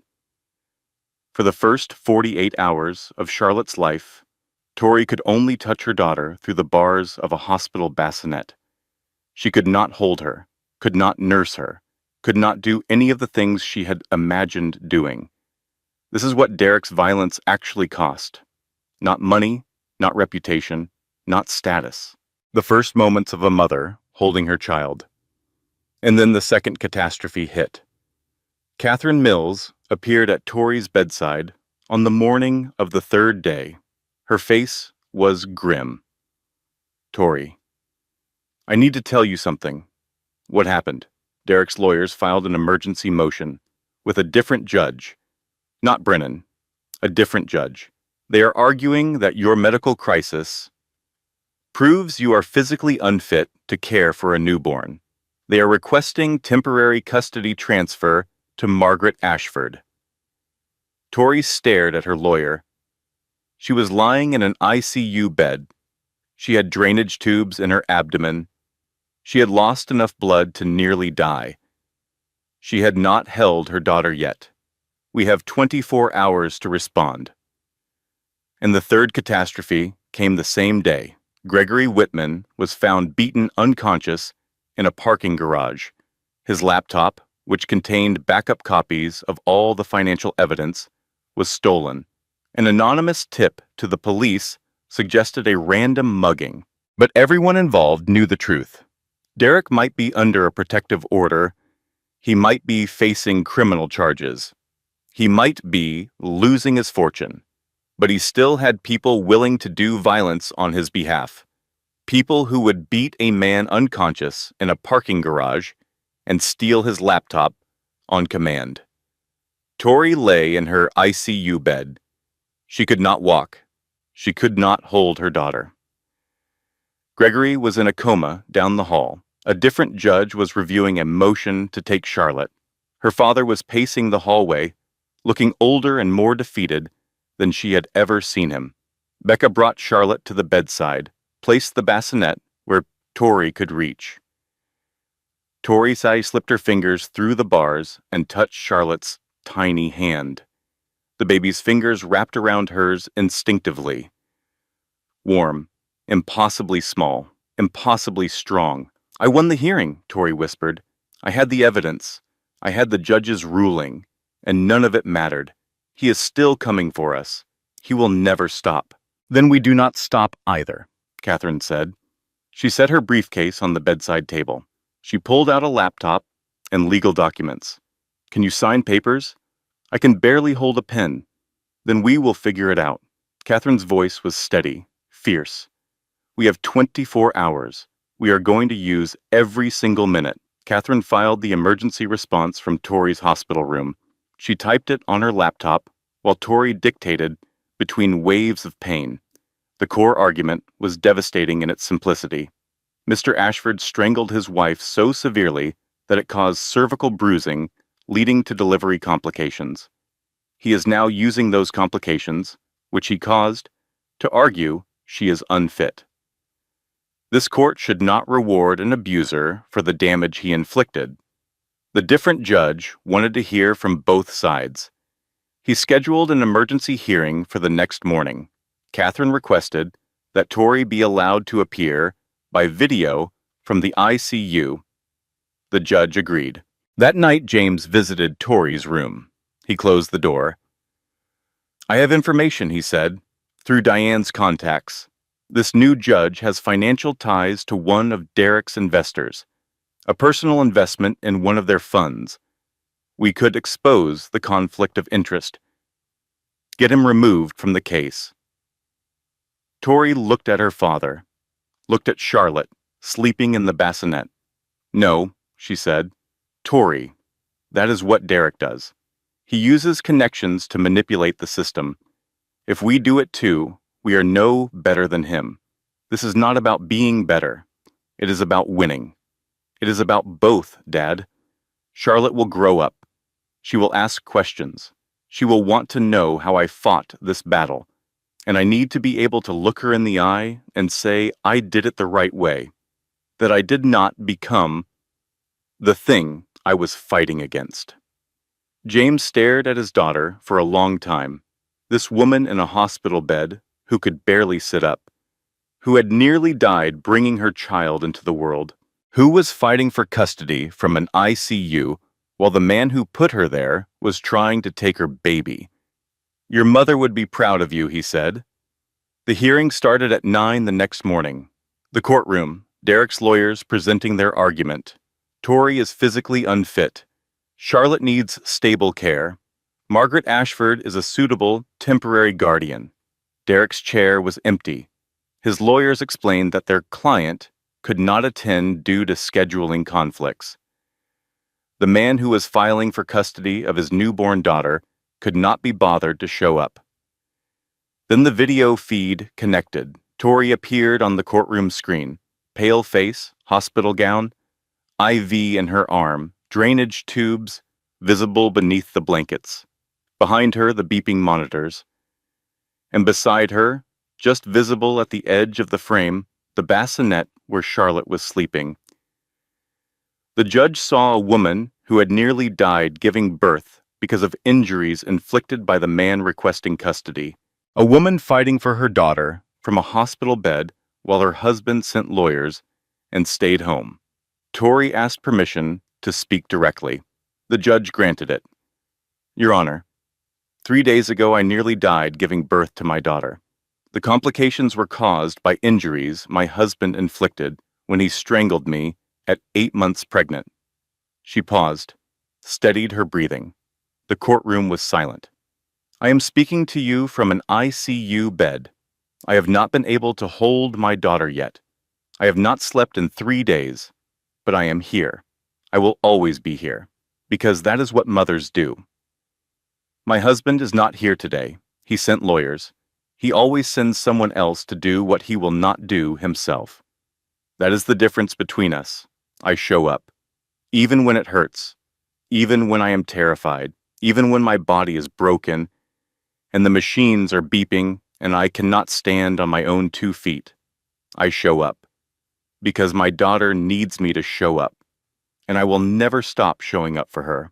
The courtroom was silent for what felt like a very long time. The judge looked at Derek's empty chair, looked at Tori on the screen, the broken body, the unbroken will, motion denied, full custody remains with Victoria Ashford. 3 days later, Gregory Whitman opened his eyes in a hospital room 2 floors below Tori's.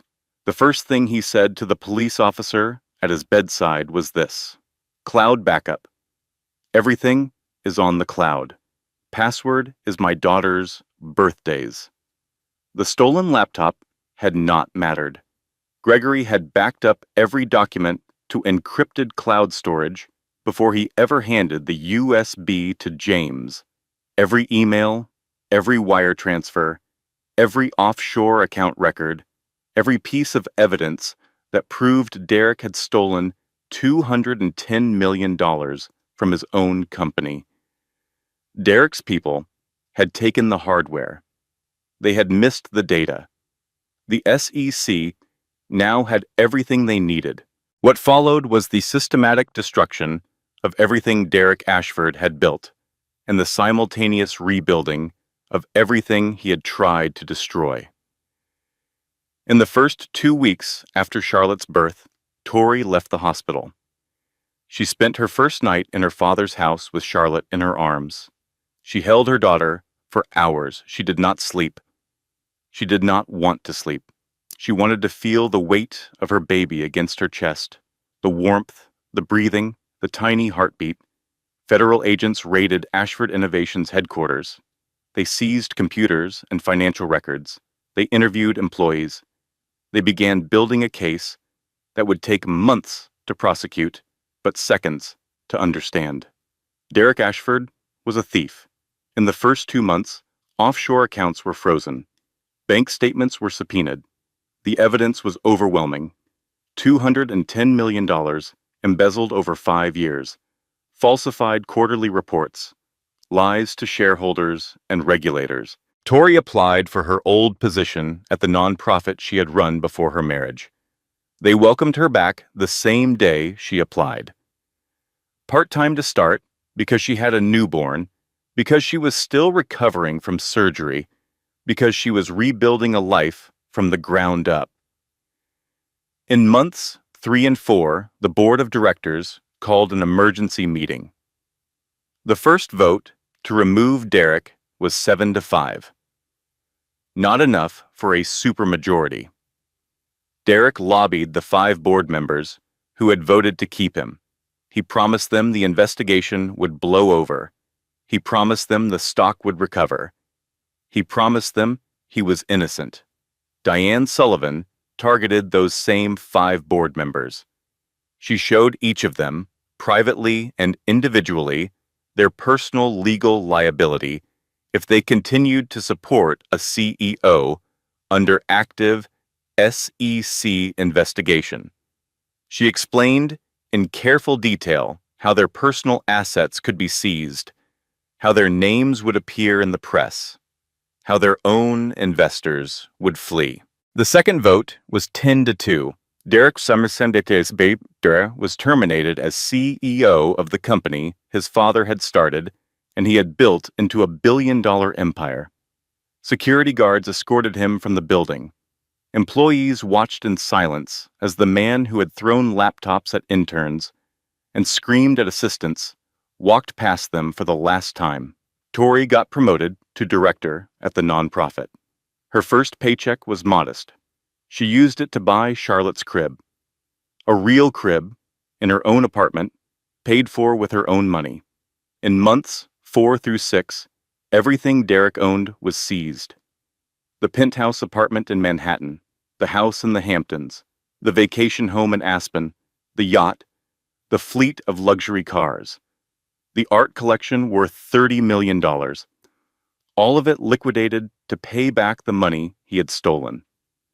Creditors came after him. Business partners sued for breach of contract. Former employees filed lawsuits for hostile work environment and wrongful termination. The legal fees alone consumed whatever assets the seizures had not reached. His lawyers withdrew from his case. Unpaid bills and irreconcilable differences. Derek was assigned a public defender for his criminal trial. Tori signed a lease on a 1-bedroom apartment, small, modest. The kitchen was barely big enough for one person. The bedroom closet was a fraction of the walk-in closet she had shared with Derek. The view from the window was a brick wall instead of a city skyline, but every piece of furniture in that apartment was something she had chosen herself.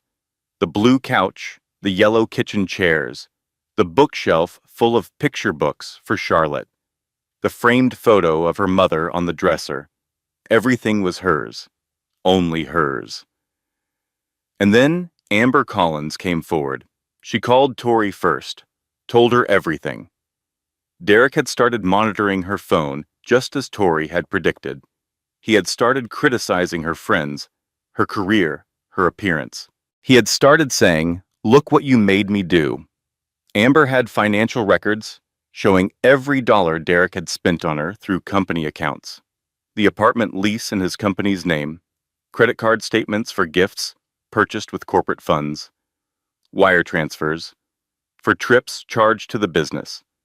The SEC added additional charges, more embezzlement, more fraud. The case against Derek grew deeper and wider and more inescapable with each passing day. Tori spoke at a domestic violence support group for the first time. 15 women in a circle in a church basement. She told her story. Not all of it, but the parts that mattered. "I was lucky," she said. "My father had resources most people do not. He spent everything he had to fight my abuser. Not everyone has that." "So what do we do?"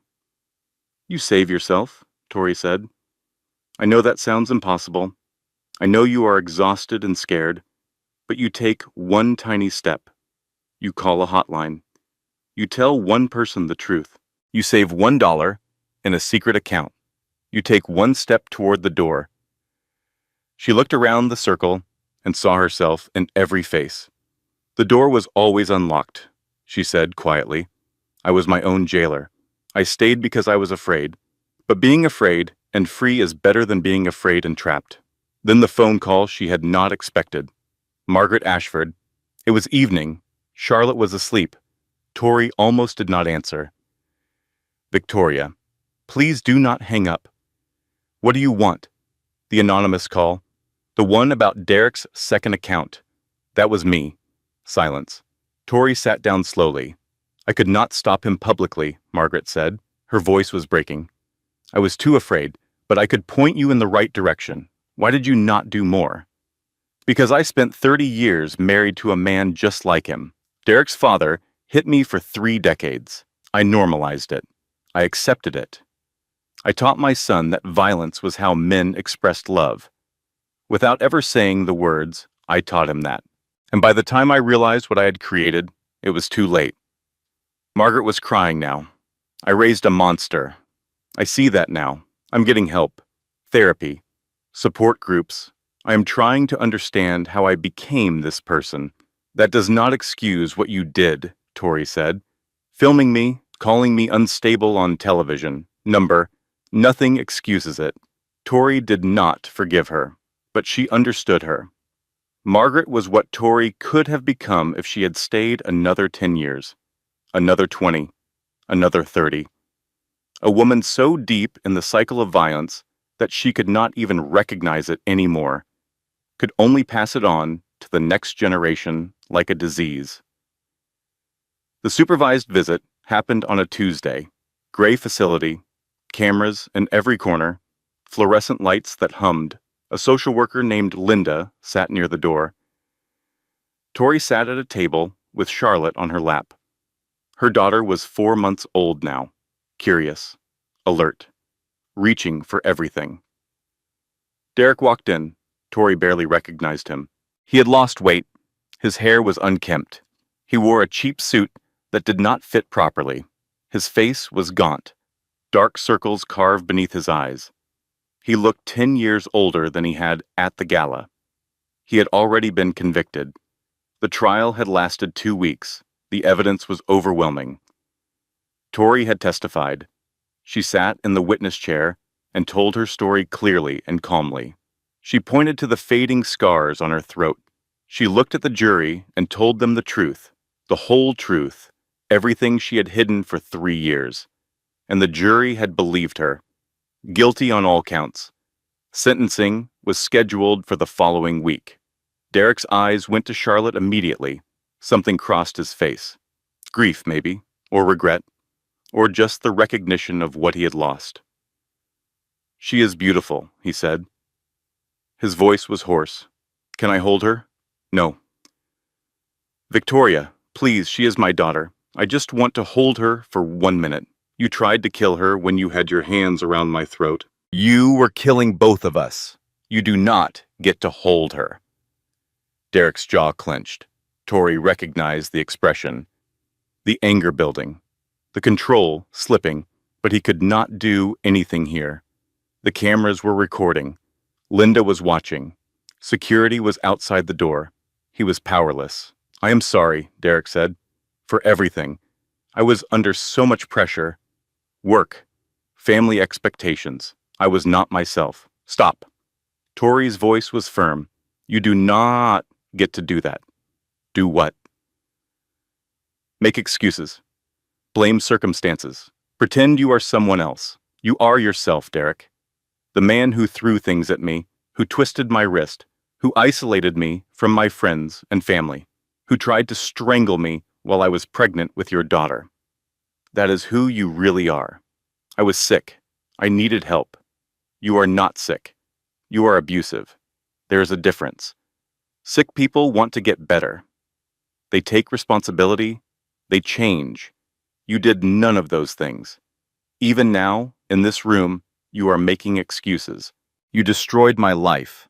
No, you destroyed your life. Every consequence you are facing is the direct result of your own choices. Your father spent $800 million to ruin me. My father spent $800 million to protect me, to protect Charlotte, because that is what real love looks like. You do not know what love is, Derek. You think love is control, possession, ownership, but it is not. Love is sacrifice. It is protection. It is putting someone else's well-being above your own. Tori shifted Charlotte in her arms. Her daughter was reaching for a toy on the table, completely uninterested in the man sitting across from them. By the time you get out of prison, Charlotte will be an adult. She will know exactly who you are and what you did, and she will make her own choice about whether to have a relationship with you. That is her decision, not mine, not yours. Derek stood up abruptly. The chair scraped against the floor. Linda stepped forward. Security guards moved closer. "I cannot do this," he said. He turned and walked out of the room. The door closed behind him with a hollow thud. Tori walked out of the facility into afternoon sunshine. Becca was waiting by the car. "How do you feel?" Tori thought about it. She had expected to feel triumphant, vindicated, satisfied. She felt none of those things. What she felt was lighter, like a weight she had been carrying for years, a weight she had gotten so used to that she had forgotten it was there, had finally been set down. I feel nothing, she said. And that is exactly right. Catherine texted 1 week later. 25 years. Attempted murder. Embezzlement. Witness intimidation. Sentences consecutive. It is really over. Tori did not go to the sentencing. She was at the park with Charlotte. Her daughter was 7 months old now, crawling on the grass, grabbing fistfuls of dandelions, babbling at birds. Tori read the text. She put her phone away. She pushed the swing. Charlotte laughed. The sound was pure and free and full of everything that mattered. That night, after Charlotte was asleep, Tori sat on the couch in her small apartment and recorded a voice memo on her phone, something for Charlotte to listen to someday when she was old enough to ask questions about her father, when she was old enough to want to know the truth. Hi, baby girl. If you're listening to this, it means you are old enough to want to know the truth about me, about your father, about everything that happened. So here's what I want you to know. Your father was abusive, not because of work stress or family pressure or any external circumstance. He was abusive because he made a choice to hurt people he claimed to love. That was his choice, not mine, not yours, his. I stayed in that relationship for 3 years. I made excuses for him. I explained away every red flag. I thought I could fix him. I thought love was enough. I learned that love is never enough when the other person does not want to change. I also learned that asking for help is not weakness. It is strength. Your grandfather, Becca, Dr. Hoffman, Catherine, Marcus, Gregory. So many people helped me escape. I could not have done it alone, and that is okay. The moment I stopped asking for his permission to save myself was the moment I became free. You are not responsible for your father's actions. His choices have nothing to do with who you are or who you will become. You get to choose your own path.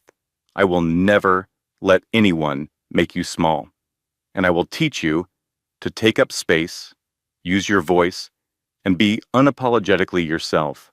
That is what your grandmother taught me, and it is what I am teaching you. She stopped the recording and saved it. She would add to it over the years. Build a complete picture, the truth, with no sugarcoating and no bitterness, just facts, just reality, just love. In a prison cell 500 miles away, Derek Ashford sat on a metal cot and stared at a concrete wall. The cell was 6 feet by 8 feet. The light was a fluorescent tube that buzzed constantly. He wore an orange jumpsuit. He had no photos, no letters. No one was coming to visit. His bank account balance was 0. His company was gone. His homes were gone. His cars, his yacht, his art collection, his custom suits, his second phone, his private jet, his name on the side of a building. All gone. 25 years stretched ahead of him. 25 years of concrete walls and cafeteria, food and fluorescent light and silence. He closed his eyes and saw the only image that stayed with him now. The supervised visitation facility. Charlotte on Tori's lap. 4 months old, reaching for a toy. Not looking at him. Not knowing who he was. Not caring that the stranger across the table was her father. By the time he got out, she would be 25 years old. She would know everything. She would have read the articles and the court transcripts. She would have listened to her mother's voice memo. She would know exactly who her father was and what he had done, and she would make her own choice. In a 1-bedroom apartment across the city, at that same moment, Charlotte was pulling herself up on the coffee table. She had been doing this for days, grabbing the edge, hauling herself upward, standing for a few wobbly seconds, then falling down. Every time she fell, she got back up. She was not a baby who cried when she fell. She was a baby who grinned and tried again. On the walls of the apartment, there were photos. Tori's mother holding baby Tori, her face full of love and fierce protectiveness. James holding Charlotte at the hospital, tears on his cheeks and wonder in his eyes. Becca making silly faces while Charlotte giggled. Dr. Hoffman smiling at Charlotte's first checkup. There were no photos of Derek, not a single one. Tori sat on the floor, watching her daughter. Her phone was on the coffee table. A text from Catherine glowed on the screen. Sentencing upheld on appeal. 25 years confirmed. It is really over. Tori read it, set the phone face down on the table, turned back to Charlotte. Charlotte grabbed the edge of the coffee table one more time, pulled herself up, wobbled, steadied, stood. She looked at her mother. She smiled, a big, open, fearless smile. Then she took her first step. James Caldwell spent every dollar he had, $800 million, every penny he had earned over 30 years of building something from nothing. He spent it to destroy the man who tried to kill his daughter. When people asked him if it was worth it, he always said the same thing. That money was never mine. It was always hers. Derek Ashford entered prison with nothing.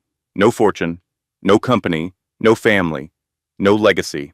Just 25 years of concrete walls and the knowledge that his daughter would grow up calling someone else's house home. And Victoria Caldwell. She dropped the Ashford name the day the divorce was finalized. She went back to the woman she had been before, the one who ran marathons, the one who had opinions, the one who helped people, the one who took up space. She never let anyone make her small again, and neither would her daughter. This content was carefully researched, developed, and manually edited by our team to deliver meaningful stories with valuable life lessons. Every narrative is crafted to entertain, inspire, and empower our audience. We believe that great stories can change lives, and we are committed to bringing you content that matters. Thank you for being part of our community.